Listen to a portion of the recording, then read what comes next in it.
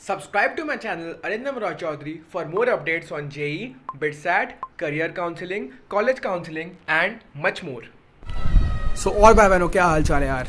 आज जितने लोग भी थंबनेल देख के आए हैं यार, मैं आपको कोई ऐसी स्टोरी नहीं बताने वाला हूँ जहाँ पे एक लूज़र था, बहुत मेहनत किया, एक बार में विनर बन गया। ठीक है, आज मैं आपको एक ऐसे बंदे की स्टोरी बताने वाला हूँ जो तब भी लूज़र था, आज भी लूज़र है, बट आज थोड़ा कम लूज़र है। ओके, तो एकदम शुरुआत चालू करते हैं। बंदा अभी क्लास 6, 7, 8 में था, एवरेज बंदा था, 80 से 90 के बीच में उसकी परसेंट आती थी हमेशा, बट उसका फ्रेंड सर्कल जो था वो काफ़ी ज़्यादा स्टूडेंट्स लोगों से भरा हुआ था। ओके, अब 9th आया। 9th में वो पढ़ता था DPS में, एक एग्जामिनेशन होता है SMT करके, ठीक है, science and maths talent examination. उसका कट ऑफ रहता है 100 में से 60 नंबर, उस बंदे का है 58। बंदा डिप्रेस। इसमें फ्रेंड सर्कल में जितने भी लोग थे अप्रॉक्सीमेटली 80% लोग का निकल गया। जितने लोग का फर्स्ट लेवल निकला उसमें से भी कम से कम 75 लोग का सेकंड लेवल निकल गया। ओके, ये बंदा और जेलसी जो होती है ना, वो आपका एक डबल एजेड स्वॉर्ड होता है। ओके, जेलसी के बहुत सारे इम्प्लीकेशन होते हैं। सबसे पहला इम्प्लीकेशन होता है आपका इंस्टेंटेनियस डिप्रेशन। अगर आपने उस इंस्टेंटेनियस डिप्रेशन में जंग जीत लेना, आप सारे नेगेटिव थॉट्स को तभी दूर कर चुके हो, और उसके बाद आपके पास आती है अपॉर्चुनिटी उनको इक्वल करने की, उनको बेटर करने की।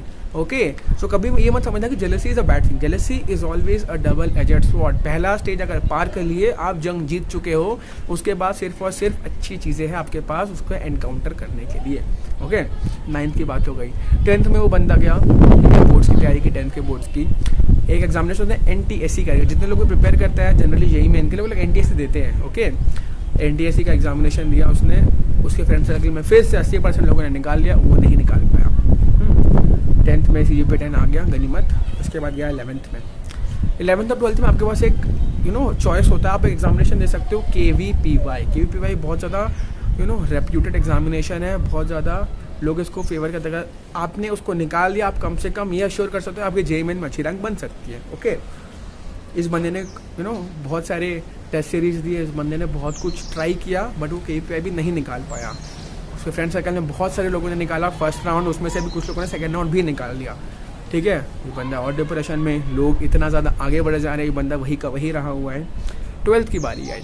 ठीक है, 12th में भी इस बंदे ने KVPY दिया। अब जितने भी इसके फ्रेंड सर्कल में लोग बचे हुए थे जिनका सेकंड लेवल नहीं निकला था KVPY का, उन लोगों ने अब वो भी निकाल लिया। ठीक है, अब कुछ ही लोग बचे थे उस फ्रेंड सर्कल में, उसमें से एक बंदा था जिसने ना NTSC निकाला ना KVPY निकाला। इन दोनों में से फर्स्ट राउंड में किसी का नहीं निकाला। ओके, उस ज़माने में ना एक और एग्जामिनेशन होता था, एक RMO करके, रीजनल मैथमेटिक्स ओलंपियाड। और इस बंदे का मैथमेटिक्स काफ़ी स्ट्रॉन्ग है। अब इसको लगा कि यार फिजिक्स केमिस्ट्री भले वीक हो सकता है, बट मैथ्स तो काफ़ी स्ट्रॉन्ग है। उसने वो भी ट्राई किया, उससे वो भी नहीं निकला। ठीक है, बंदा फुल डिप्रेशन में। आपके पास KVPY का एग्जामिनेशन हो गया, मुश्किल से आपके पास 4 महीने हैं JEE मेन के लिए, उसमें आपको बोर्ड भी देना है। 12वीं के बोर्ड ऑब्वियसली थोड़े इंपॉर्टेंट होते हैं एज कम्पेयर टू 10th। काफ़ी ज़्यादा मेहनत भी करनी है JEE मेन्स के लिए, JEE एडवांस के लिए, BITSAT के लिए। उसके बाद क्या हुआ, उसके बाद आपका बोर्ड्स आया। आपका जिस दिन आपका केमिस्ट्री का प्रैक्टिकल होने वाला था, उसके एक दिन पहले उसको लड़की पसंद थी 7 साल से। उसने उसको सीधा टेक्स्ट कर दिया पूरा लिख के। कुछ दिनों बाद ब्लॉक खा गया। अब ब्लॉक खा के बंदा अलग डिप्रेशन में। अब सोच रहा है क्या करेगा, अब नहीं करूँगा तो कब करूँगा। मतलब jealousy as well as frustration is a by product of jealousy, I am getting it. But अगर आपका फ्रस्ट्रेशन को आप पॉजिटिव डायरेक्शन में दे सकते हो ना, तो बंदा कुछ ना कुछ तो लाइफ में करेगा। JEE मेन था, JEE मेन के लिए उसने काफ़ी मेहनत की थी, बट कॉन्फिडेंस एकदम ज़ीरो था। ठीक है, लाइफ में कुछ सही नहीं चल रहा है, उसने JEE का एग्जामिनेशन दिया, उतनी ढंग की रैंक नहीं आई। ठीक है, फिर JEE एडवांस दिया, JEE एडवांस में भी उतनी ही रैंक थी, बट ढंग का कुछ मिलने नहीं वाला था उसमें से। ओके, सो उस बंदे ने किसी भी अच्छे कॉलेज में एडमिशन ले लिया। ऑब्वियसली जितने भी उसके फ्रेंड सर्कल में लोग थे, 50% लोगों से वो अच्छे कॉलेज में पढ़ रहे हैं आज। ठीक है, बाकी जितने भी टॉप के 50% में आते हैं वो थोड़े बिट्स में आते हैं और 2-3 IITs में आते हैं, बट बाकी सब उससे नीचे वाले कॉलेजेस में ही हैं। वो लोग ब्रांचेज में थोड़ा बहुत कॉम्प्रोमाइज़ किए हैं। Okay, that's not a doubt. उसके बाद क्या हुआ, उसके बाद उस बंदे को तभी भी पीस ऑफ माइंड नहीं था, क्योंकि उसको पता था engineering was one thing which didn't have it's space on his life. तो उस बंदे ने बहुत स्ट्रगल किया इतने टाइम में जाके, और आप शायद उसको जानते हो क्योंकि वो आपका भी स्क्रीन में दिख रहा है। सो ये थी मेरी स्टोरी।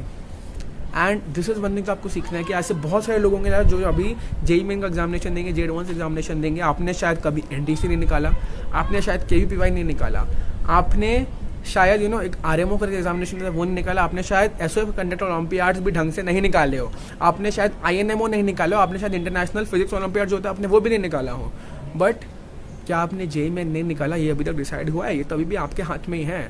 तो डिप्रेस होकर कोई फ़ायदा नहीं है मेरे भाई और बहनों। ऐसे बहुत सारे लोग होते हैं ना जो लोग एनटीएससी में अच्छा करते हैं, केवीपीआई में अच्छा करते हैं, but finally on the day of JEE Main they falter. Similarly, there are a lot number of people who didn't perform well in NTSC, nor did they perform well in KVPY, but still they firmly believe that JEE Main and JEE Advance are their types of ball games and they can do a pretty good job in these examinations and secure a seat in the top NIT, top triple IT or even the top IITs. Okay, इस चीज़ को दिमाग में रखो। जितने भी लोग हैं ना बट डिप्रेस्ड हैं, आप सीधा मेरे को टेक्स्ट करो इंस्टाग्राम में या फिर ईमेल में, मैं रिप्लाई करने की कोशिश करूँगा। ओके, इंस्टाग्राम में अभी तक मैसेज का रिप्लाई नहीं कर पाया मैं, but I am definitely telling you मैं कल रात तक सबके रिप्लाई कर दूंगा। ओके, सो इस चीज़ को दिमाग में रखना है कि जितने भी लोगों की स्टोरी है उससे इंस्पिरेशन लो और दिन रात एक कर दो अपने प्रिपरेशन में एकदम राइट पाथ में। जितने भी आपके फ्रस्ट्रेशन के मोड्स हैं, ठीक है, जितने भी आपके रिवेंज लेने के मोड्स, जितने भी आपकी जेलसी है, उसको राइट डायरेक्शन दो। राइट डायरेक्शन से ना आप उससे रिजल्ट्स निकाल पाओगे and I am definitely telling you आपके करियर के लिए बहुत अच्छा होगा ये। मैं कभी नहीं बोलता कि अगर आप IIT नहीं गए, NIT नहीं गए, ट्रिपल IT नहीं गए, आपका करियर अच्छा नहीं बन सकता, मैं ये कभी नहीं बोलूँगा। ऐसे बहुत सारे लोग हैं जो लोग MIT से पढ़े हैं, बिट से पढ़े हैं, बट उनका करियर काफ़ी अभी भी अच्छा है। But there is one thing, आपको ज़्यादा मेहनत नहीं करनी पड़ेगी अगले 4 साल तक अगर आप इन कॉलेजेस में पढ़ोगे, ठीक है। तो इस चीज़ को क्लियरली ध्यान में रखते हैं और समय आ गया आप सबसे अलविदा लेने का। अलविदा।